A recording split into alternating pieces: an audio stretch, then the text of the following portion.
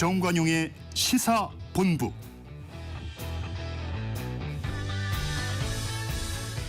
이부입니다. 잠시 후 아무튼 경제 코너에서 김원장 전 KBS 기자와 경제 이슈 풀이해보고요. 이어서 정치토크 직진본능 직설하고로 이어가겠습니다. KBS 일라디오의 모든 프로그램 유튜브에서도 함께할 수 있습니다. 실시간 방송 보실 수 있고요. 정치, 경제, 사회문화 다양한 콘텐츠도 마련되어 있어요. KBS 일라디오 유튜브 채널 구독, 좋아요, 댓글 많이 부탁드립니다. 일요일 2부 출발하죠.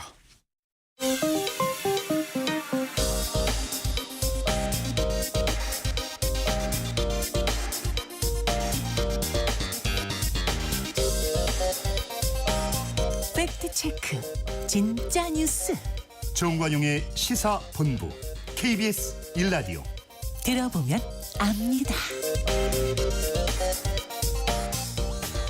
우리 국민들을 나이 순서로 줄을 세웠을 때 제일 한가운데 있는 사람, 그러니까 중위 연령이 45세를 넘었다고 합니다. 이것의 의미에 대해서 아무튼 경제 김원장 전 KBS 기자와 이야기 나눠보죠. 안녕하세요. 네, 안녕하세요. 지난해 44세였다는데 또 한 살 높아졌어요. 네, 그렇습니다. 통계청이 이제 2022년 기준해서 이제 앞으로 우리 미래의 인구가 어떻게 될 것이냐 그 추계를 연구한 결과를 이번 주에 내놨는데요. 98년도에 우리나라 사람들을 쭉 세우면 가운데 나이가 30.7세였는데 허허. 올해 45.7세입니다. 지금 1년에 한국은, 그러니까 우리나라는 해마다 0.6살씩 더 나이를 먹고 있고요. 평균 연령이라고 할까요? 가중위 연령이. 7년 후면, 그러니까 2031년이면 중위 연령이 50살이 넘습니다. 그러니까 6년 후면 대한민국의 가운데 나이가 50살이 된다는 뜻입니다. 예. 지금 20살이 70살이 되는 50년 뒤에는 중위 연령이 65세가 된다. 통계청이 이렇게 밝혔습니다. 그러니까 아이고. 우리 사회 제도나 규정 대부분이 65세부터 노인으로 분류하잖아요. 예. 그때는 이제 우리 사회 평균 나이가 노인이 된다는 참. 그걸 뜻하는 거죠. 네. 이건 이제 전국 통계고 지방은 더 심각하죠 이미. 네, 제가 자세히 설명드릴 수도 있는데 딱 부산만 말씀드리자면. 부산은 2052년에 중위 연령이 60세를 넘어서고요. 2022년보다 인구가 그때 되면 그러니까 30년 후죠. 85만 명이 줄고 특히 생산 연령 그러니까 15세부터 64세까지 연령은 107만 명이 줄어들고 네. 인구 감소는 아시다시피 밑에서 아이들부터 올라옵니다. 그래서 부산은 지난해 그러니까 1년 만에 학령 인구 그러니까 초, 중, 고등학교를 다니는 학생들이 60만 명에서 1년 만에 48만 명이 됐습니다. 허허. 그러니까 1년 새 부산에 있는 학교의 책걸상 12만 개를 버렸다 이렇게 이해하시면 되겠습니다. 예. 이건 그나마 부산이니까요. 나머지 대도시들은 더 심각하다 할까요? 특히 지방 대도시는 지금 얼마 전에 뉴스 보니까 5성급 호텔이나 대형 백화점도 버티기 힘들 만큼 인구 감소가 현실이 되고 있습니다. 이 중위 연령을 다른 나라랑 비교하면 어떻게 돼요? 일본이 우리가 45세라고 그랬잖아요. 일본이 49세, 영국이 40세. 미국은 이민자가 많으니까 중위 연령이 38살이니까 우리하고는 한참 차이 나죠. 7살 차이 나나요? 인도 이런 이제 개도국이나 아직 저개발국은 28살, 필리핀은 25살 이런데 일본은 천천히 인구가 줄고 있고 우리는 아시다시피 유례없는 고령화 속도가 굉장히 빠르기 때문에 몇 년 안에 아마 중위 연령도 일본을 따라잡을 것 같습니다. 이렇게 고령화가 현실이 되면서 생애 주기가 바뀌며 모든 게 늦어지고 있죠? 이건 뉴스도 아닙니다. 우리가 현실에서 느끼니까요. 외환위기 이후에 사오정이란 말이 있었지 않습니까? 45세면 정년이다. 네네. 근데 이제 사실은 80년대, 90년대만 해도 45세면 중장년이고 김종필 총리가 45살에 총리가 됐거든요. 71년에.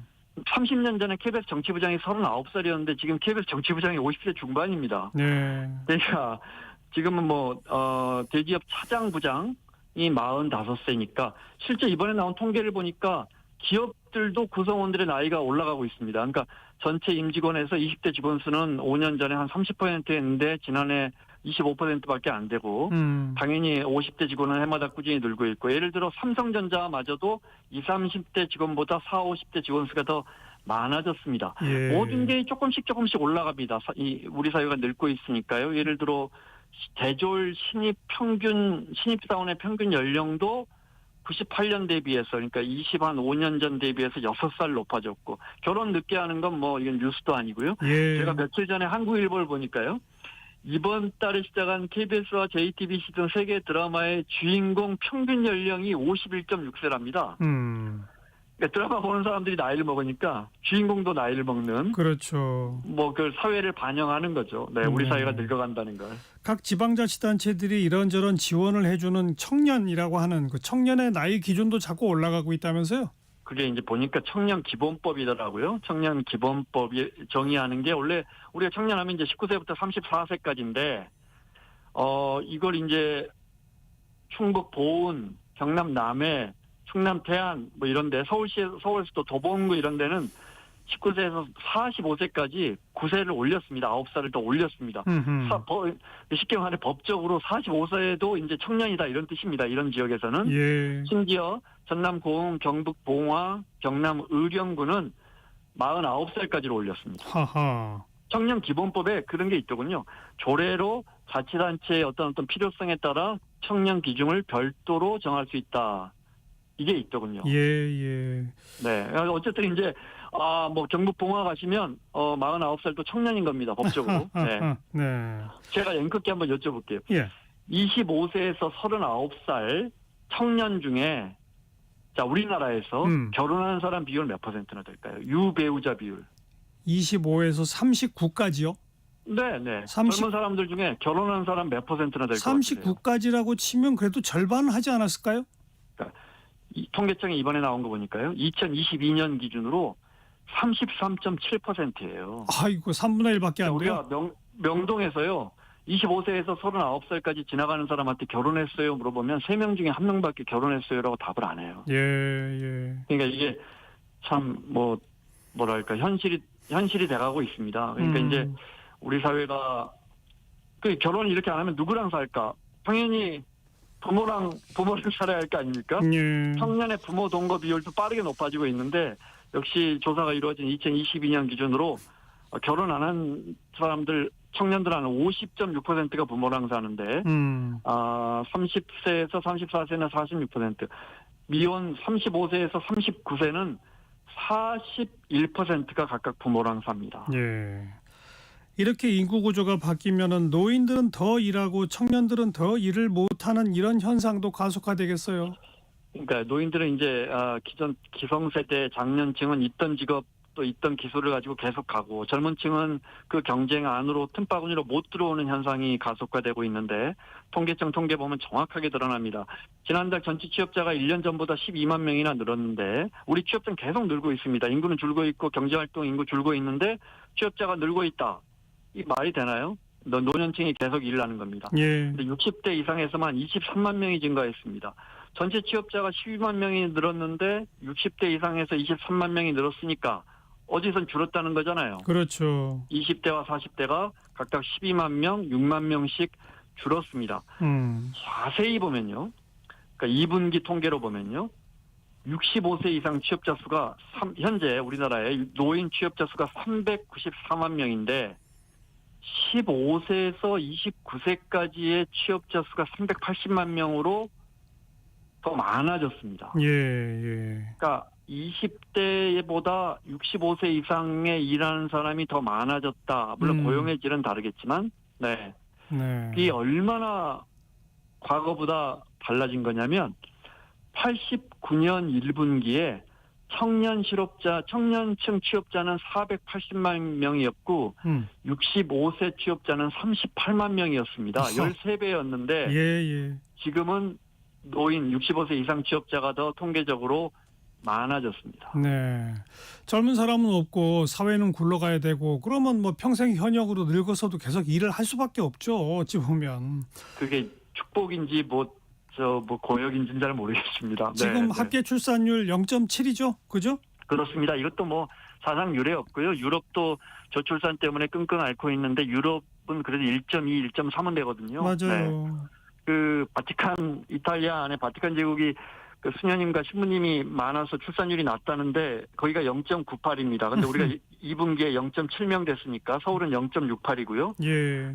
그러니까 뭐 계산해 보면 우리가 2명 결혼해서 2.1명 정도는 낳아야 인구가 이게 똔똔 인구가 유지가 되는데 예. 그러니까 우린 지금 2배 올리면 안 되고 합계 출산율을 3배 올려야 지금 0.7이니까 3배 올려야 지금 인구가 유지된다니까 쉽게 말해서 답이 안 나옵니다. 네. 근데 이제 냉정하게 보면 인구 감소도 심각하지만 더 큰 문제는 분명하게 고령화입니다. 왜냐하면 그렇죠. 인구는요 생각보다는 많이 줄지는 않습니다. 줄긴 하지만 문제는 고령화가 너무 빠르게 돼서 우리 인구 비중이 지금은 항아리형 위가 이렇게 뚱뚱한 항아리인데 앞으로는 이제 역삼각형형으로 빠르게 변합니다. 그렇죠. 그런데 이제 인구가 5천만인데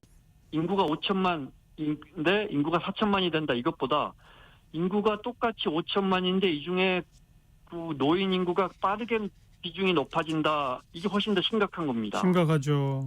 네, 그러니까 예를 들어 유럽이 고령화가 심각하지만 우리하고는 비교가 안 된다고 말씀드렸는데 지금 유럽인들의 평균 연령보다 우리가 3.5세 높지만 2072년 한참 뒤에는 중위 연령이 63세가 돼서 유럽에 예측한 것보다 우리가 15살이나 더 늙은 한국이 됩니다. 예. 유럽보다도요. 예. 이렇게 되면 지금 1970년에 우리나라의 노인 인구 비중은 단 3%였는데 2072년이 되면 노인 7.3명이 지나가면 아이라면 이제 1세부터 14세를 말하죠.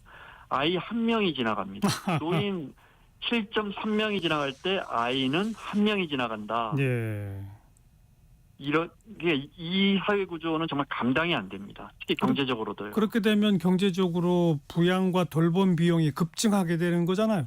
이 이론대로 지금 이 추세대로 가면 사실은 우리 사회는 답이 안 나옵니다. 네. 그래서 이제 한국의 생산 연령이라면 15세부터 64세까지인데 생산 연령 인구가 100명이 지금은 고령 인구 27명을 먹여 살리는데 그때 가면 이제 아시다시피 104명을 부양해야 되니까 한 명이 한 명을 부양하면 그럼 자기 자신은 뭘로 먹고 삽니까? 예. 네. 근데 이제 인구가 줄어도 들어가는 정부 재정은 그만큼 줄지 않습니다. 예를 들어 군 단 인구가 준다 해도 그 군에 보건소는 하나 있어야 되고 소방서는 하나 있어야 할 거 아닙니까? 그죠? 예. 네. 그러다 보니까 제가 지난해 취재할 때 느낀 건데 장수군이 인구 소멸 지역 예상되는 지역 중에 하나인데 인구가 2만 명 조금 넘는데 1년에 우리 정부가 예산을 4,200억 원을 씁니다. 네. 그런데 인구가 장수군의 10배인 내가 찾아봤더니 목포가 한 20만 명 조금 넘거든요. 근데 목포시 예산이 9,800억 원이니까 목포가 장수보다 인구는 10배 많은데 예산은 2배. 그러니까 인구가 줄어도 장수군처럼 2만 명밖에 없는 군도 예산은 그렇게 많이 줄지 않는 겁니다. 계속 예산은 들어가야 되니까 참 그 사회가 감당하기가 어려워지는 겁니다. 외국인들이 좀 많이 오면 되지 않느냐 이런 말이 있는데 외국인들이 크게 늘어도 뭐 인구 감소는 막을 수 없다 이런 연구 결과도 있다면서요? 네, 숫자로 보면 그것도 많이 와야 하고 우리가 더 불러야 하지만 그렇게 해도 답은 안 나옵니다. 지금 많이 늘어서 외국인이 10만 명이 순유입되고 있습니다. 나간 사람하고 들어온 사람 빼서요. 네. 10만 명이 남으니까 얼마나 많이 늡니까?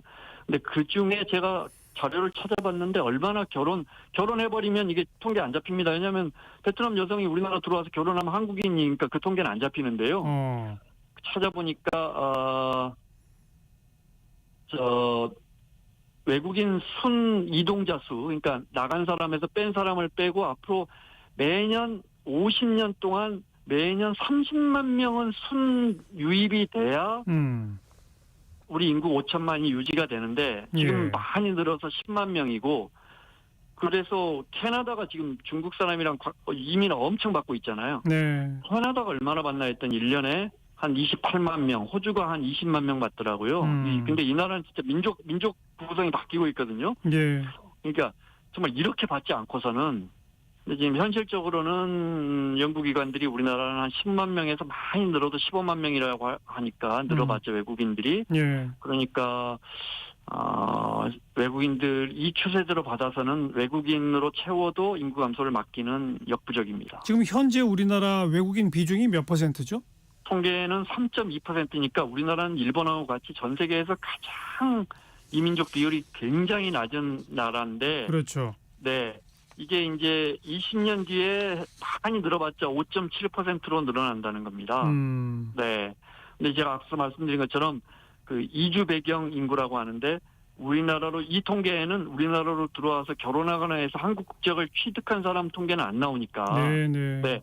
지금 이주 배경 인구가 본인 또는 부모 중 적어도 한 명이 외국 국적인 사람, 이 사람들은 지금 2002년 전에 220만 명에서 20년 후인 2042년에 404만 명까지 늘어날 걸로 예측이 됐는데, 예. 그러니까 뭐 이 인구까지 합친다고 해도 1년에 한 순증이 15만 정도밖에 안 되는 겁니다. 그러니까 지금 이민족 비율이 스페인이나 프랑스 이런 데는 이민족을 북아프리카에서 엄청 받았으니까 한 20% 정도, 인구의 5명 중 1명은 이민족이 벌써 됐고, 맞아요. 스웨덴이나 스위스처럼 아주 이민 안 받아주는 나라들도 지금 외국인 인구가 외국인 유입자 인구가 20%를 넘어가고 있는데, 예. 우리도 이런 추세는 일단 피하기 어렵다는 피하기 거. 어렵죠. 그다음에 네, 또 하나는 일본하고 보면, 일본도 이제 급속도로 외국인들 받아들이고 있는데 단순 생산직 위주로 우린 들어오잖아요. 네. 근데 그 나라에서 예를 들어 일본은 고도인재라고, 일본식 표현하면 고도인재라고 그러는데, 일본에서 대학 졸업하고 일본에 남는 그 우수한 외국인들의 비중이 굉장히 높고 정착률도 높고 체류 기간도 깁니다. 맞아요. 예. 그럼 이건 왜 우리보다 훨씬 길까 보면 외국인을 바라보는 시선, 열린 시선. 그렇죠. 일본 사람들 특히 개방적이잖아요. 예. 그래서 이런 점도 우리가 좀 배우고 눈여겨봐야겠습니다. 그래서 이 고학력 전문 인력에 대한 비자 제도 같은 것도 자꾸 바꾸고 그러는 거 아니겠습니까? 그렇습니다. 네네. 일본 우리도 사람들, 네, 우리 지금 태국인들에 대한 규제 불법 체류한다고 굉장히 꽉 막고 있잖아요. 예. 일본 사람들 다 열어줬습니다. 우리도 지금 3.2라는 건 정말 너무 적은 거니까 빨리 외국인에 대한 시각을 좀 바꿔야 될 것 같아요. 네. 김원장 전 KBS 기자, 고맙습니다. 고맙습니다.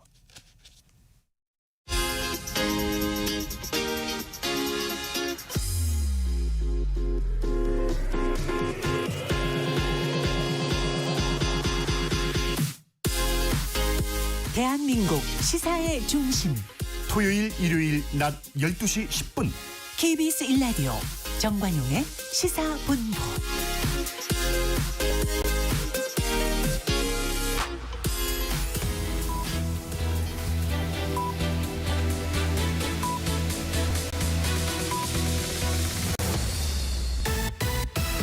직진 본능, 직설하고 고고고. 뒤돌아보지 않습니다. 정관용의 시사본부. 말 돌리지 않습니다. 할 말은 합니다. 직진 본능, 직설하고. 용인대학교 최창렬 교수, 대통령 리더십 연구원의 최진 원장 두 분 오늘도 나오셨습니다. 어서 오세요. 네, 안녕하십니까. 전반부 공통질문입니다. 금주의 뜬 인물, 진 인물. 최창렬 교수, 뜬 인물. 인물은 그 문재인 전 대통령이 경기도청을 방문했더라고요. 네, 그 김동연 지사를 방문했는데, 김동연 지사로서는 문 전 대통령이 방문하는 게 힘이 될 것 같아요. 그리고 김동연 지사가 야권에서 어쨌든 차기 주자로 이제 그 꼽히는 인물이고, 최근에는 25만 원, 이재명 대표가 주장하는 25만 원 지급에 대해서 공개적으로 반대를 했더라고요. 전 국민이 아니라 뭐 한 70%만 그렇죠. 주자. 두텁게 주자 이런 얘기를 했는데 70% 얘기했는데, 그리고 이제 김동연 지사이 지금 그 기용한 인물들이 문 대통령 그리고 노 대통령 전 행정관 출신들을 많이 기용을 했더라고요. 그런 상황 속에서 이제 그리고 또 이재명 대표의 11월달에 선거를 앞두고 문 전 대통령이 방문한 게 어쨌든 힘을 실어준 것 같아서 김동연 지사로서는 상당히 힘이 됐을 거다라는 생각에서 맞습니다. 예. 최진 원장, 금주의 뜬 인물. 뜬 인물을 워낙 찾기가 힘들어서 뜨려고 하는 인물, 뜨고 싶어하는 인물로 해서 한동훈 대표가 있습니다. 예, 오늘 미묘한 시기에 현역 국회의원 20여 명하고 식사를 만찬을 한다는데 네. 진짜로 20명이 올지 정말 궁금합니다. 예. 그 몇 명이 누군지 만찬에 공개되지 않습니까? 이른바 친한파 의원이라고 되는 20명 이렇게 네. 지금 나오는데 네. 그 명단이 지금 누가 될지 공개되는데 과연 실제로 다 예정대로 오게 될지 또 아무튼 이 모임 자체가 아주 상당히 의미심장하고 윤석열 대통령에게 어떻게 보면 정미로 마치 한판 뜨자라는 느낌을 줄 수도 있다. 부산의 그 보궐선거 유세 간다는 이유로 윤 대통령이 이제 출국했잖아요. 네. 공항에 안 나갔대요, 한동훈 대표가. 그것도 또 이제는 뭐 노골적이에요. 지난번에 그 한국경제신문 거기 그 무슨 행사 있었잖아요. 네. 거기도 근데 대통령실에서 이제 옆 테이블이 부담스럽다고 해서 그걸 알고 이제 아예 안 갔잖아요. 가기로 했는데 안 30분 전에 통보한 겁니다. 못 그쪽에서 간다고. 이제 일단 옆에 있는 게 이게 대통령과 그 한 대표가 같이 있는 게 부담스러우니까 좀 테이블 달리 배치해달라고. 그러니까 대통령이 앉는 첫 번째 테이블, 예, 두 번째 테이블에 한동훈 대표 자리를 처음엔 마련했는데 네, 글쎄. 대통령실에서 그게 싫다고 했대요. 그래서 두 번째 테이블은 경제인으로 바꾸고 세 번째 테이블로 자리가 바뀌었습니다라고 했더니 한 대표가 나 안 가 그랬대요. 그렇게 된 거. 이제 뭐 이제는 부부 간의 사이는 뭐 단순히 갈등의 차원을 넘는다고 저는 생각합니다. 거의 이제 충돌로 가는 거고. 근데 그걸 아예 노골적으로 표명하는 게 나을 것 같아요. 이런 식으로 너무 이게 지금 오랜 기간 가고 있고 차라리 한동훈 대표가 아까 뭐 뜨려고 하는 인물 뭐 이렇게 말씀하셨는데 정말 뜨려면 제대로 결기를 보여야 돼요. 이렇게 하면 자, 그 얘기 우리 조금 이따 좀 더 집중적으로 해보도록 하고요. 자, 금주의 진인물로 갑시다. 최창열 교수. 전 김대남 뭐 지금 현재 이제 그 서울부중 감사 뭐 워낙 얘기가 많이 나왔던 인물이 전 대통령실 행정관 김대남 씨인데 이분이 뭐 저기 그 유튜브 그 서울의 소리하고 통화하면서 했다는 거 다 보도된 거 아닙니까? 이 김건희 여사가 좋아할 거다. 한동훈 대표를 쳐라.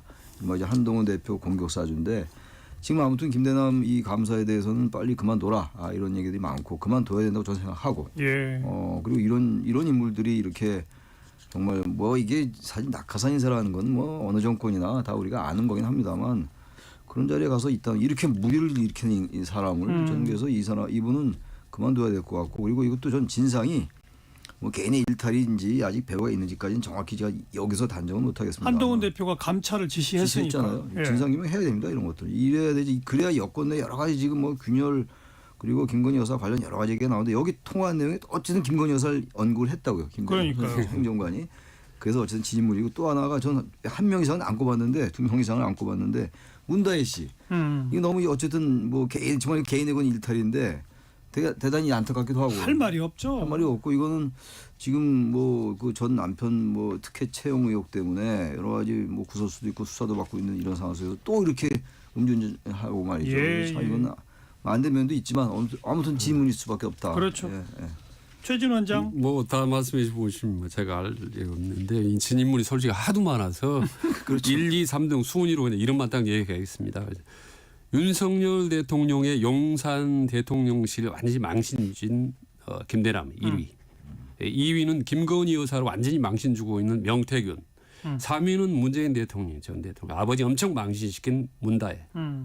1, 2, 3등을 한번 꼽아봤습니다. 네. 그 김대남 전 행정관 같은 경우 대통령실에 있으면서 김건희 여사가 그 이명수 기자라는 사람하고 5시간 통화 녹취가 그렇게 뭐 일파만파 파문을 일으키고 그렇죠. 이런 걸 다 뻔히 알면서 왜 그 같은 사람하고 그렇게 통화를 하나요? 그러니까 근데 이걸 보면 말이죠. 이게 7월 달에 통화를 한 거거든요. 이게 올해 7월에 이제 전당대 기간 동안에 통화를 하고 그리고 서울의 소리가 이거를 유튜브에 공개를 했고 한 대표를 직격을 했고 그리고 8월에 또 이제 김대남 씨가 감사로 임명이 되더라고요. 그러니까 이게 뭐 다시 그것 가지고만 인과관계를 하기는 어려운데 아니 왜 무슨 이유로 이렇게 특정 그 당 대표 후보를 유력 후보를 더군다나 이렇게 직격을 하는 건지 그거는 아무리 봐도 이해하기 어려워요. 정말로 원수 관계가 아니면 그 과거에 말이죠. 원한 관계가 아니라면요 그렇게 제3자에게 얘를 공격해라 이 사람을 이게 이해가 안 가는 거거든요. 그러다 보니까 아까 잠깐 저희 둘이서 좀 그런 얘기를 나누다 들어왔는데 특별하게 김건희 여사나 이쪽 그 사이드에서 지시를 받지는 않은 것 같아요. 제가 봐도 안 왔지만 안 왔다 하더라도 그런 대화가 오고 간 게 아닌지 그래서 알아서 이렇게 한 게 아닌가 그런 생각도 드는데 너무 이러면 이해가 안 가요. 말도 안 되잖아요. 네. 근데 제가 이제 청와대 이제 그러니까 설령 또 그런 행동을 하고 싶더라도 왜 하필 서울의 소리고 왜 하필 이명수 기자냐 이 말이죠. 그러니까 이명수 기자가 그 서울의 소리하고 과거에 이제 김건희 여사 통화한 게 나왔잖아요. 그러니까 어쨌든 무슨 그 친한 관계는 친한 관계인 것 같아요. 어쨌든 그 통화가 될 정도에 그러니까 이번에 또 서울의 소리인 걸로 봐서는 이걸 우연의 일치라고 보기에는 뭔가 있는 게 아닌가라는 생각이 들기도 한다는 거죠. 네. 근데 이제 저도 사실 청와대에 있어 보면 그런 일들이 좀 생깁니다. 보면요.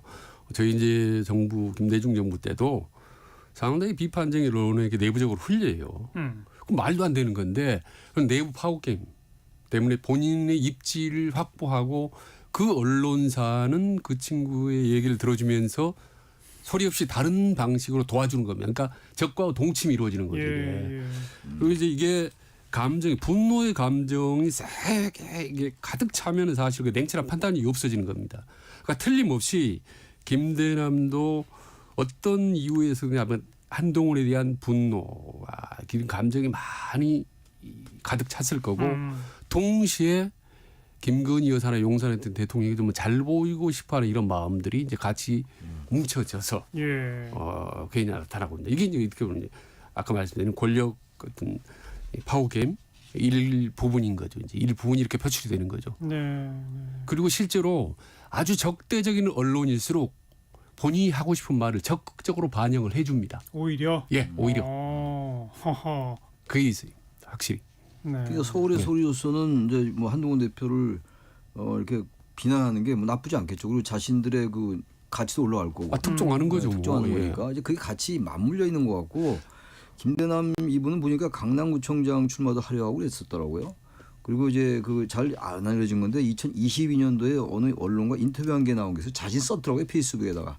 자신이 그 3월 29일 날 당시 윤석열 대통령 당선인과 2시간 독대라는 귀중한 기회를 얻을 수 있었다고 자기 썼어요. 그렇다면 이게 전혀 모른다고 지금 대통령실은 일면식이 없다고 얘기했는데 그것도 잘 이해가 안 간다는 거죠. 이 페이스북이 거짓이 아니란 말이죠. 이건 그 전에 쓴 거라고요. 근데 이거를 거짓을 썼을까?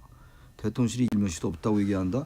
그러니까 이거 개인의 일탈로 보기엔 너무 석연찮은 게 많다. 한 번 더 말씀드리지만 김대남이 우호적인 언론이나 보수적인 언론에게 이런 내용을 흘리면은 제대로 보도가 잘 안 된다고 생각을 할 거고. 그럴 수 있죠. 오히려 보수 진영 언론은 그 자중질환, 내부 분란 이런 우려 때문에 안 할 수도 있죠. 오히려 역제보가 들어서 본인 입장이 곤란할 수도 있고. 맞아요. 이런 나름대로 계산을 했겠지만 결국에 이거 언젠가는 터질 거를 예상을 못했다는 것 자체가 이건 대단히 좀 아마추어적인 발상인 거죠, 사실은. 그래도 우연의 일치라고 보기엔 김건희 여사가 서울의 소리하고 통화를 하고 김대남 씨도 서울의 소리에 통하고 이건 단순하게 이건 좌파 매체니까 우파 매체가 안 들어줄 거니까라고 하는 그 추론도 너무 받아들이는데 왜 같은 매체냐 이런 얘기 김건희 여사. 그러니까요. 그게 참 이해가 안 간다는 거죠. 하필. 게다가 그렇게 5시간 녹취록 파문이 있었던 전과가 있는 걸 보면 자기 통화도 녹음될 수 있고 또 나중에 문제가 될 수 있다는 걸 당연히 감안해야죠. 그것조차 지금 안 됐다는 거 아니겠습니까? 그러니까 진상규명이 정말 필요하다고 생각합니다. 그런데 아무튼 이 모든 것의 근본 배경은 아까 우리 최창렬 교수가 말했듯이 윤 대통령과 김건희 여사 한편과 한동훈 대표 요 사이 아니겠습니까? 그렇죠. 네.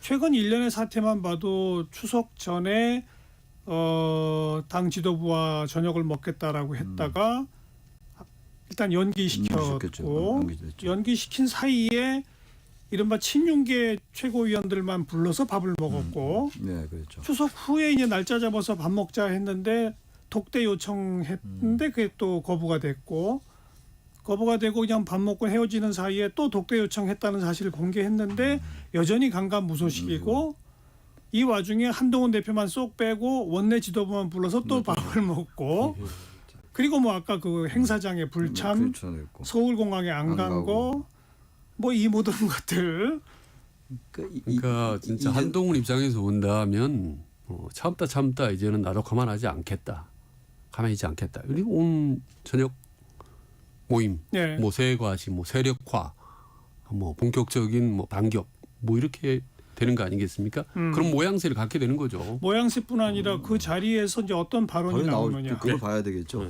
그리고 지금 대통령실은 지금 일련의 말씀을 쭉 정리를 잘 해주셨는데 그런 걸로 볼 때 이건 단순히 뭐 갈등보다는 고립시키는 건 기본이고 제2의 이준석 이 말이 제가 지난번도 딴 데서 말씀 드린 것 같은데 제2의 이준석 프로는 분명히 가동 중일 거라고 봐요. 합리적인 사고에 의하면 말이죠. 그렇지 않고요 이렇게 할 수는 없는 거죠. 그렇죠. 이렇게 남이 봐도 누가 봐도 양쪽이 다 협량하게 느껴지는 행동들을 서슴없이 하는 거거든요. 지금 대단히 협소해 보이고 편협돼 보인다는 걸 분명히 알 텐데도 이런 행동을 하는 걸 봐서는 양측은 갈 길을 가는 겁니다. 지금. 그리고 뭐 이게 뭐 현재 권력이다 미래 권력이다 이런 차원의 분석을 떠나서 이제 어차피 찍어내려 하는 거고 전 물론 개인 생각이긴 합니다만 찍어낸 그 경험이 많이 있잖아요. 이 나경원, 이준석, 안철수 많이 있기 때문에 저는 그런 플랜이 가동 중이라고 봐요. 그리고 이제 과연 한동훈 대표는 여기서 어떻게 대응하냐에 차원에서 이제 세력화를 모색하는 거죠. 그러니까 같이 만나는 거죠. 아주 공개적으로. 이런 와중에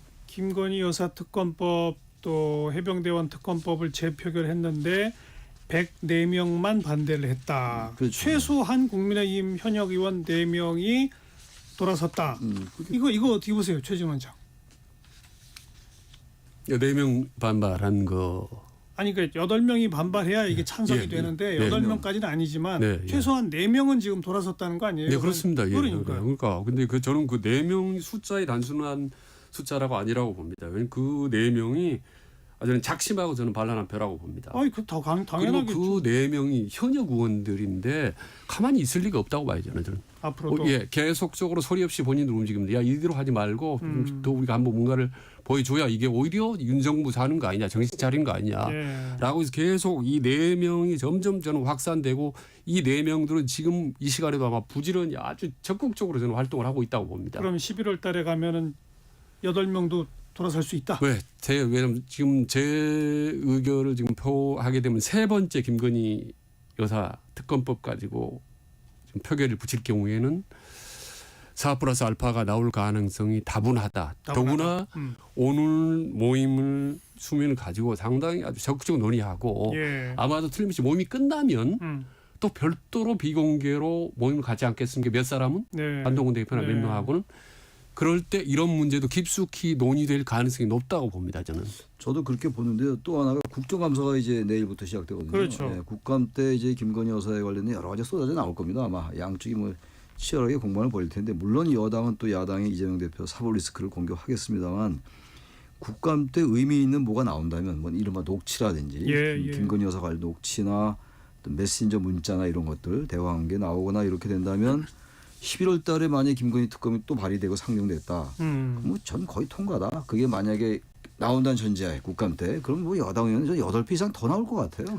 근데 지금 국민의힘 내부에서 어쨌든 오늘 계기로 해서 한동훈 대표라는 지금 비의원들이 활발히 움직이는데 윤석열 대통령 어떤 방식으로 이 부분을 더 이상 조율해 나가고 없고 컨트롤해 나갈 수 있을지 제어할 힘이 있을까요? 지금까지는 간간히 해왔는데 4명인데 추가로 어떻게 무슨 힘으로 해 나갈 수 있을지. 아니 그게 왜냐하면 아무리 국회의원들이 무기명 투표를 하더라도 국정감사 때 그런 게 만약에 터진다면 물론 전제로 하고 가정하고 드리는 말씀인데 그렇다면 의외로 바뀌어요 의원들 생각이. 이게 저는 그래서 친윤에서도 나올 수 있다고 봐요. 친윤에서도. 게다가 지지율이 계속 안 좋고. 이렇게 되면 저는 이거는 무슨 제어의 차원이 아니라 그냥 특검을 받아들이고 대처할 수밖에 없어요 정권이. 그렇지 않으면 이거는 정말로 방송에서 하기 어려운 정말 위기를 맞을 수 있다 정말. 근데 그거를 여전히 자꾸만 특검법 막는데 급급한다? 그건 한계가 있는 거죠. 그 우리가 흔히 말하는 임계점이라는 게 있는 거라서 그건 한계가 반드시 있습니다. 그러니까 윤석열 대통령이 믿고 받을 수 있는 게 일단 민심인데 지지율 안 되지 않습니까? 20%는 지지율 어림없고. 민심이 안 두 번째로는 과거에 같은 경우는 상당히 센 보수 언론계에서는 좀 도와줍니다. 언론 보도 논조가. 그런데 지금 보수 언론들이 전부 비판하고 있잖아요. 오히려 윤 대통령에 대해서 비판적이고. 그다음에 믿을 수 있는 게 이제 열성 지지층이지 않습니까? 요즘 윤석열 대통령 열성 지지층 있나요? 김건희 여사에 대한 열성 지지층이 얼마 있습니까? 그러니까 아무도 지원이 한 20%는 있다고 봐야죠. 20%? 지금까지 나온 지지율이 있으니까 최저 지지율 20%. 20% 정도 있다고 보는 거죠. 수치적으로. 나갈 수 있는. 그걸로는 임계점이 언론 표현이지만은 임계점의 의미 좀 넘었다고 봅니다. 네. 지금 이 국감이라는 김건희 문제로 해서 지금 코멘트가 나오면은 야당 의원 코멘트를 안 쓰고 지금 여당 의원들 코멘트를 봤는데 코멘트들이 엄청 세요. 네. 지금 뭐 국민들하고 싸우자는 거냐 말이야. 이 정부가. 그리고 임계점 이미 좀 넘었다라는 식으로 여당 의원들이 이름만 밝히지 않았지 막 쏟아져 나옵니다.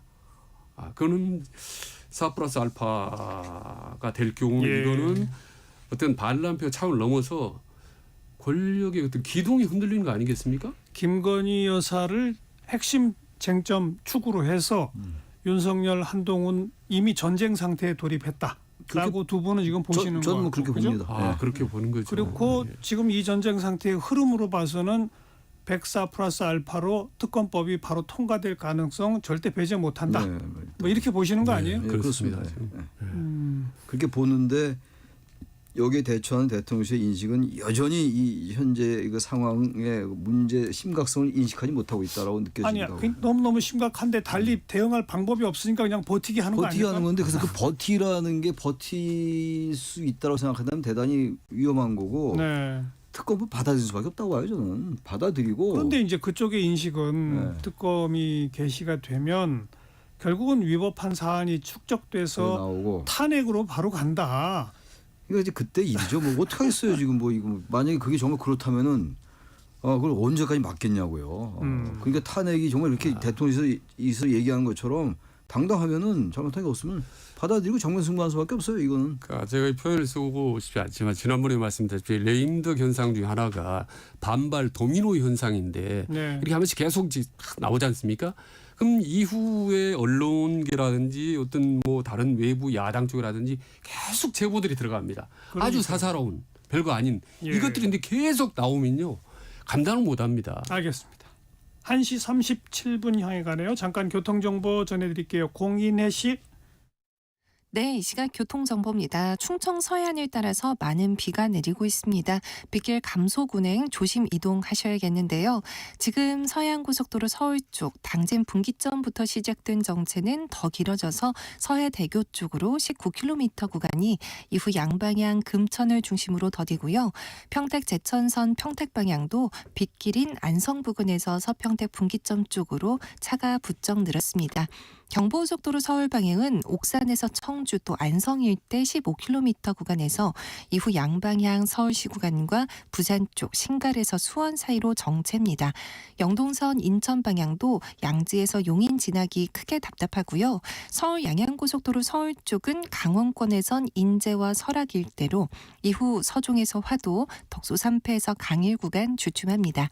지금 서울시내는 강변북로 구리 쪽 마포대교 부근으로 고장난 차 처리가 지연되고 있습니다. 뒤로 가양대교부터 반포대교 쪽으로 지체 서행합니다. KBS 교통정보센터였습니다.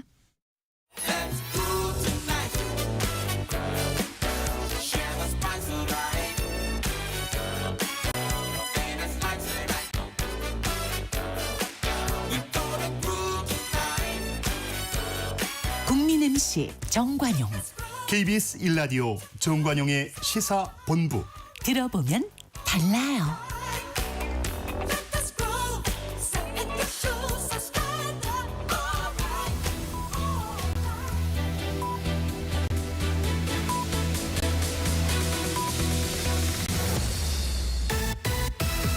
직진 본능. 직설하고 고고고. 뒤돌아보지 않습니다. 정관용의 시사본부. 매주 일요일 2부 직진본능 직설하고 용인대학교 최창렬 교수, 대통령 리더십 연구원의 최진 원장 두 분과 함께하고 있습니다. 후반부 공통질문, 금주의 핫한 한마디. 최창렬 교수. 저도 한 2명 또 꼽겠는데 네. 한덕수 총리 네. 그 언론 인터뷰에서 한 말인데요. 거의 일주일 됐습니다. 지난주 일요일인가 월요일인가 그랬으니까 대통령이 사과했으니 이제는 국민이 이해해야 된다. 이 말을 했어요. 이건 도저히 이해가 안 가는 말인데 이 말씀을 했고 그리고 지금 이런 얘기할 상황이 아니에요. 지금 대통령이 사과했으니까 더 이상 뭐 이 김건희 여사 사과 필요 없다는 얘기인데 사실 뭐 사과를 하느냐 안 하느냐는 저는 이제는 본질은 아닌 것 같습니다. 의미가 없는데도 불구하고 또 이렇게 얘기했다는 게 참으로 이해가 안 가고 총리란 분이 그다음에 전현희 의원이 더불어민주당 의원인데 그 박상현 검사 탄핵 청문회에서 이화영 피고인이 나왔잖아요. 박상현 맞아요. 검사가 안 나왔는데 이화영 증인 너무 힘드시죠? 힘내시기 바랍니다. 이것도 참 이해가 안 가요. 이거 청문이라는 게 지금 박상현 검사의 탄핵이 정당한가 안 한가를 청문하겠다는 건데 그래서 예. 이화영 피고인을 어쩔 수 없이 물론 여기서 이런 얘기를 한다? 이런 얘기를 하니까 자꾸 이재명 대표 방탄 청문회라는 얘기가 나오는 그렇죠. 거예요. 그래서 여야할 거 없이 정말로 이분들이 너무 자신의 그 입장만 진영 논리만 생각해서 거기서 자기가 그야말로 사익을 편취하는 것 같은 느낌이 들 정도. 이런 얘기 왜 합니까? 이거 네. 국회의원이 말이 정당하지 않다. 어이가 없는 말이다. 이거 핫한 말이라기도 하고 두 개 꼽았습니다. 최진 원장 금주의 한마디. 이재명 대표가 며칠 전에 광화군수 재보선 가서 그 자기 당 후보를 지원 유세하면서 했던 말인데요. 네. 그러니까 여러분들을 위해서 일하라고 월급 주고 권력 맡겼는데 이거 못하면 선거 전이라도 끌어내려야 된다라고 말을 했는데 맞아요. 이게 상당히 좀 파문을 일으켰죠. 좀 이재명 대표 본인의 입장은 사실 윤석열 대통령 어떻게 보면 이제 선거 전이라도 끌어내리고 싶은 마음이 있겠죠. 그러나 직접 이런 말을 할 경우에는 이게 마치 좀 탄핵을 이렇게 조장하거나 선동한다는 느낌을 줄 수 있기 때문에 이런 발언은 상당히 좀 조심할 필요가 있다. 이 발언이 본인도 그렇고 옆에 참모들 또 의원들도 또 민주주의 선거 못하면 도중에라도 끌어들이는 게 민주주의라는데 이런 민주주의는 없습니다. 사실 임기 도중에 끌어들이는 민주주의는 아니, 없다고요. 우리나라 헌법에 있는 규정이니까 민주주의 절차의 하나이긴 하죠. 탄핵도. 그렇지 않습니까? 그렇게 보면 이제 탄핵 자체가 이제 헌법에 나와 있는 절차인데 예. 이제 뭐 그런 의미에서는 말이 되는데 예. 이게 이제 무조건 잘못하면 끌어내야 된다. 이건 약간 정치적인 얘기니까 예. 그렇게 이해할 수밖에 없죠. 표현상으로 정치적인 정치적으로. 공방이니까.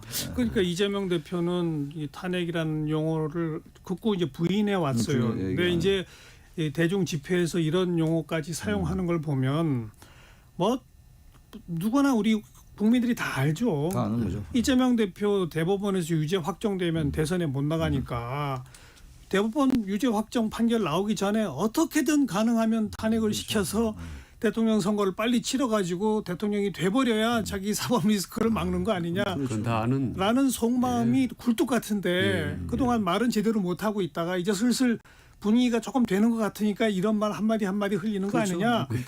뭐 다 하는 거 다 아니에요? 아는 거죠. 그리고 게다가 이제 그 말을 조심했던 이유가 아직은 이제 탄핵이라는 게 워낙 그야말로 예외적으로 사용돼야 될 제도거든요. 저것도 대통령의 제2요건도 마찬가지인데, 근데 이게 지금 워낙 여권이 지금 뭐 말씀을 나누고 있습니다만 저렇게 죽을 쓰고 있으니까 이제 말하기 시작하는 거예요. 이제 이 말 해도 되겠다. 크게 역풍 불지 않겠다는 생각을 하는 것 같아요. 그렇지 않고 그런 말 대단히 조심스럽죠. 뭐 대통령이라는데 제1야당은 이제 속 마음이 어쨌든 간에 말할 때는 상당히 신중을 기해야 되는 거죠. 오해 여지 불어일으켰기 때문에. 근데 충분히 뭐 마음은 100번 이해는 하죠. 뭐 아까 말씀하셨다시피. 아니 그러니까 요즘 이게 분위기가 뭐 거리에서 연일 그런 뭐 탄핵 촉구 집회는 열리고 있고 그건 뭐 벌써 오래된 일인데 조금 아까 두 분도 지적하셨습니다만은 특히 보수적 언론에서 8년 전 박근혜 대통령 탄핵 시기에 어떤 일들이 있었는지 그때 박근혜 전 대통령의 지지율이 몇 %였고 그때 어떤 일이 있었고 이것과 비교해서 지금 윤 대통령의 지지율이 어떻고 지금 윤 대통령과 대통령실에서 어떤 일이 벌어지고 이런 걸 자꾸 써요. 네, 많이 나오더라고요. 그러니까 보수 언론은 자꾸 그런 거 쓴다는 얘기는 무슨 얘기예요?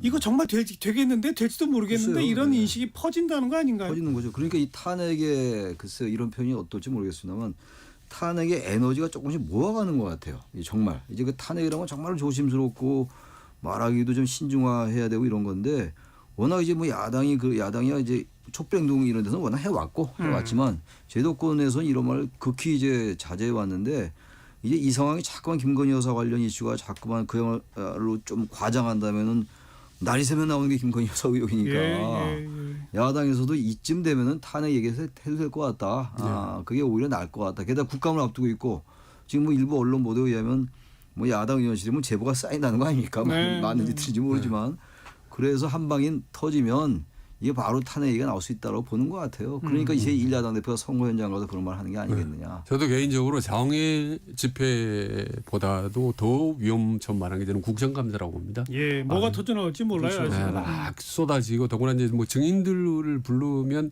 엉뚱한 소리가 얘기가 나올 수 있고 또 실제로 상당히 그 치명적인 뭐 이 정보나 이런 것들이 터져 나올 수 있거든요. 그런 점에서 상당히 이제 위험스러운 거죠. 국민의힘은 이제 뭐 국정감사에 사실 어떻게 보면 이재명 대표의 사법 리스크를 좀 극대화하겠다 뭐 이런 얘기 아니겠습니까? 근데 이재명 대표도 보면 상당히 좀 많이 지금 구체적으로 드러나고 있지 않습니까? 지금 뭐 쌍방울 대봉 소음금 사건이라든지 뭐 이런 부분들이 대장동 백현동 문제 이런 건들이 많은데 이게 지금 다 그동안 몇 년째 왔다가 김건희 여사 건이 최근 새로운 건들이 터져 나오면서 마지막 김건희 여사 문제가 블랙홀처럼 돼버렸어요. 다른 건들 다 빨아들여 버립니다. 맞습니다. 이재명 대표 사법 리스크가 워낙 만성화돼 버려가지고 크게 이슈가 안 돼요. 어차피 대법원 아니 이게 법원의 판단을 기다리는 거기 때문에 11월 15일, 11월 25일 날 1차적으로 그래서 별로 국감에서 해봐야 이 김건희 여사 의혹이 훨씬 더 클 거라고요. 그게 이슈가 이슈의 그 무게가. 근데 자꾸 작지만 새로운 것들이 튀어나오니까 국민들 입장에서는 되게 민감하죠. 김건희 여사 문제에 대해서 더 날카롭게 들여다볼 수밖에 없습니다. 무슨 뭐 사실 뭐 황제 무슨 관람이라는 정말 저 난생 처음 들어본 용어까지 튀어나오고 하는 부분들이. 그 되돌이켜 보면 8년 전 박근혜 전 대통령 탄핵 시에는 거리의 시민들이 뭐 거의 뭐 100만 이상씩 운집을 하면서 탄핵 목소리를 내기 시작을 하고 정치권이 뒤늦게 응답하는 그런 모습을 취했지 않습니까? 그런데 그보다 훨씬 전인 노무현 전 대통령 탄핵 시점을 한번 돌이켜 보시면요. 2004년도. 그때 열린우리당 좀 잘 됐으면 좋겠다 그 말 한마디 가지고 네, 그렇죠. 그 분당 사태 겪은 민주당이 획 돌아서 갖고선 국회에서 200석을 넘겨서 탄핵을 시켜버린 거예요. 오히려 거리에서는 이거 탄핵 잘못된 거다라고 역풍이 불었지 않습니까? 그러나 아무튼 국회는 200석이 넘은 걸 할 권한이 있단 말이에요. 물론 헌법재판소에서 되돌려지긴 했습니다만. 자, 바로 이제 이 대목에서 좀 아까 우리가 얘기한 윤석열 대통령과 한동훈 대표가 정말 전쟁 국면이냐라고 하는 양상으로 국민의힘 내부를 분석하기 시작하면 국민의힘에 한 10명만 똘똘 뭉쳐서 움직이면요. 무슨 일이 벌어질지 모르는 거거든요. 일단 탄핵은 역풍이 불건 안 불건 헌재에서 기각되건 안 되건 200석을 받으면 되는 거예요. 일단 시작되면 대통령의 권한이 정지가 되거든요. 정지가 되는 거기 때문에 이건 엄청난 직무 정지가 되는 거거든요. 그래서 저는 여권이 이걸 가볍게 볼 사안이 아니다. 200석 그러다가 분당이 안 되더라고요. 지난번에 분당이 되고 이제 바른미래당이 나가고 그래서 됐는데 분당이 안 되더라고 아까 말씀 2004년도 노무현 탄핵처럼 그런 수가 그렇습니다. 있죠. 그러니까 그때 노무현 탄핵도 결정적인 게 김무성, 뭐 유승민 같은 내부에서 핵분열이 어떻게 보면 일어난 거거든요. 그런데 요즘도 보면 진보나 보수 언론들 쫙 보면요, 심지어 이 윤한 갈등을 뭐 전두환 노태우까지 비교하고, 뭐 이미 뭐 박근혜 이명박 대통령 갈등, 뭐 김영삼, 뭐 이회창 갈등 비교한 걸 훨씬 넘어버렸어요 지금. 더군다나 지금 오늘이 그래서 저는 이제 저녁 때 만찬이 중요한 분기점이라고 저는 봅니다. 일단 한동훈 입장에서는 깃발을 든 거라고 봅니다. 새과시. 네. 새과시는 좀 어떻게 보면 부드러운 표현이고요. 네. 저 카메라 안 있을 겁니다. 그러니까 라는 깃발을 올린다고. 제가 좀 아까 표현한 것처럼 선언이라고 봅니다. 20명이 아니라 10명만 똘똘 뭉쳐도 뭐든 할 수 있다 이거거든요. 8명만 더 모여도 그러니까요. 일단 뭐 특검이 통과되는 거니까 8명만 돼도. 그러니까 이게 이렇게 되면 이제 국민 여론이 이거 정말 문제 있는 거 아니야? 이런 생각이 자꾸만 들면 이게 점점 눈덩이처럼 불어나고 그야말로 이 태풍이 바다에서 조금씩 이 에너지를 흡수하듯이 올라간다면은 이거 장담 못하죠. 그렇죠. 그리고 박근혜 전 대통령 국정농단 수사하는 과정에서는 뭐 여론조사를 그 세금을 써서 해가지고 총선에 뭐 이렇게 관여했다 이런 게 징역 몇 년으로 나오거든요. 그런데 지금 뭐 저 명태균 씨랑 뭐 만약에 공천에 김건희 여사가 개입했다, 이건 뭐 최순실 국정 그 비선의 어떤 정권 실세 논란과 똑같아지는 양상으로 볼 수 있는 거거든요. 양상이죠. 공천 개입은 사실 그 작은 사안이 아니거든요. 공천 개입 의혹이라고 지금 말은 합니다만, 그래서 그냥 국감 때 정말 김건희 여사의 무슨 육성이 담긴 녹취가 나오거나 이러면 얘기는 달라진다 이런 얘기입니다. 뭐 나올지 안 나올지 모르겠습니다만, 그래서 지금 상황이 아주 정말 살아오는 판이다. 지난번에 이번에 해법 자꾸 얘기했지 않습니까? 근데 해법은 뭐 윤한 갈등의 신속한 해소 이 부분은 이제 이미 한참 물 건너 갈 것 같고, 대통령 입장에서는 사실 하기 싫어도 원치 않는 조치를 취해야 되는 건데 그게 이제 영부인 김건희 여사의 어떤 사과인데 이걸로 효과가 없지 않습니까? 사과는 별로 의미 없어요. 저는 한 5가지 정도 조치가 거의 동시에 이루어져야 된다고 봐요. 이를테면 그 확실한 아주 구체적인 김건희 여사의 그 사과가 들어가면서 바로 어떻게 보면 재발 방지 차원 얘기하고 그리고 심지어 요즘 언론 나오는 게 이제 본인이 완전히 이 선을 물러나는 거예요. 다시 영부인이. 그리고 제2부속실 설치만 가지고도 안 됩니다. 지금은. 그것만 가지고 특별감찰관이 도입까지. 요 방금 말씀드린 한 6가지 되거든요. 어떻게 보면 자칫하면요. 거기까지 해도 안 될 것 같은데요. 아 그래도 안 될 것 같습니다. 법정에 서겠습니다 소리가 안 나오고서는 안 될 것 같은데요. 지금 보세요. 특별 그 사과 이건 이미 이제 그건 뭐 한참 본질이 물러간 것 아니에요. 이제 같습니다. 이미 그 본질이 아니고 제2부속실도 마찬가지예요. 네. 제2부속실 논란이 한창 있었습니다만 지금 그럼 제2부속실 만들면 다 되는 거냐? 이미 지나간 일 가지고 그러는 거죠. 지금. 이것도 효과가 특별감찰관도 마찬가지고 현재 벌어진 일에 대해서 이거는 전공법밖에 없어요. 과거 김영삼, 김대중 대통령이 자녀 문제 그 모델로 따를 수밖에 없을 것 같아요. 그러니까요. 그래야 이걸 막지. 그렇지 않고 막을 수가 없을 것 같아요. 제가 볼 때 아무리 저도 생각을 많이 해봤는데 이게 이런 상황에서 특검을 계속 제어하고 무슨 몇 표 수싸움하고 무슨 특별감찰관 제2부속실 뭐 생각도 별로 없는 것 같지만 설령 그게 만들어진다 하더라도 지금 그건 이미 힘을 떠나고 있는 게 아닌가. 5가지 정도 조치를 거의 동시다발적으로 하면은 최소한 친윤이나 보수 지지층이 그래 한번 좀 더 지켜보자라고 해서 상황이 조금은 호전될 수 있다고 그럴 수는 있다고 묶어질 수 있고 그런 점은 있을 그럼 그 다음에 뭔가 이제 뭐를 조치를 취할 수 있는 여지가 생기는 건데 예. 곧바로 사실 그런 파격적인 조치는 쉽지 않고 그렇게 한다고 할 경우는 완전히 대통령 입장에서는 백기투항하는 거기 때문에 그거는 또 최선의 전략은 아니라고 봅니다. 근데 최소한 일보 전략조차도 이루어지지 않기 때문에 2보, 3보 얘기 자체가 논의가 안 되지 않습니까? 알겠습니다. 지금. 저희가 몇 년 전부터 사실 윤 대통령도 좀 빨리 통치 스타일을 바꾸고 야당도 자기 그 사법 리스크 방어에만 온통 그렇죠. 매몰되는 그런 정치하지 말라고 몇 년 동안 목소리를 높였습니다만 하나도 받아들여지지 않고 가장 최악의 어떤 국면 양상으로 계속 치닫고 있는 게 아닌가. 이제는 뭐 그런 최악의 상황으로 다 치닫고 있는 것을 어떻게 제어할 힘도 별로 없는 거 아닌가. 그런 걱정이 좀 들어서 문제예요. 근데 과거에 보면 이제 대통령이 절대 그런 생각을 못 할 수가 있거든요. 그럴 경우는 이제 옆에서 얘기를 해주는 사람이 있는데 일단 제일 가능성이 높은데 영부인인데 그건 안 되잖아요. 이제. 그건 뭐 두말할 건데. 그런 그 가정은 대통령 부부가 안 되면은 최소한 얘기를 해줄 수 있는 강력한 멘토가 있었습니다. 과거에는 항상. 근데 솔직히 박근혜 대통령 때는 없었어요.